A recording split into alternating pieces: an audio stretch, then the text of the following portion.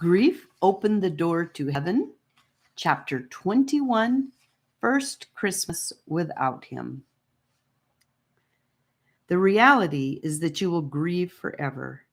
You will not get over the loss of a loved one. You will learn to live with it. You will heal and you will rebuild yourself around the loss you have suffered. You will be whole again, but you will never be the same. Nor should you be the same, nor would you want to. Elizabeth Kubler-Ross. Brianna and I both felt that we couldn't bear to be around people that Christmas, and so we decided to spend the holiday alone. At that time, we were still staying in the hostel, which was Christian-run and owned. Several families lived in small apartments in the large inn and helped run the hostel. One of the couples graciously offered me the use of their apartment as they were going away for the holidays. Oh, what joy to be in a bigger space rather than a single bedroom. Their flat abounded in wreaths, candles, and sparkling lights. To me, it was magical because I no longer had Christmas decorations or a home to decorate. It was also wonderful to have my own little kitchen because the inn had one large kitchen on the main floor that was shared with other lodgers and was very cold. We often wore coats to cook. That Christmas, I bought Brianna an expensive bottle of perfume, and as I was wrapping it, the Lord whispered to me, "Gabe is crushing the finest flowers and herbs in heaven to create beautiful smelling perfumes for Brianna.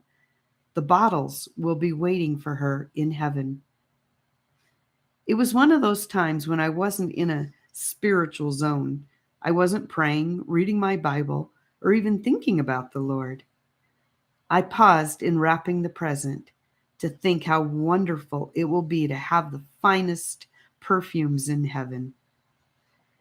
Brianna and I decided that since it was our first Christmas without Gabe, we would compose poems in his honor and read them on Christmas Day. It turned out to be a wonderful plan, and we had a good time reading our poems out loud to one another.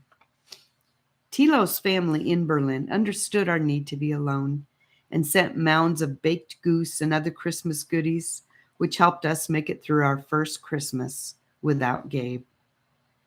Shortly after Christmas, I caught a cold and was very thankful to still be in the cozy borrowed apartment. I was snuggled down on their comfy couch while a warm winter sun streamed through the window onto my face. As I dozed, a heavenly peace settled over to me and into my spirit. Jesus came then and began to describe some of the magnificent facets of heaven to me.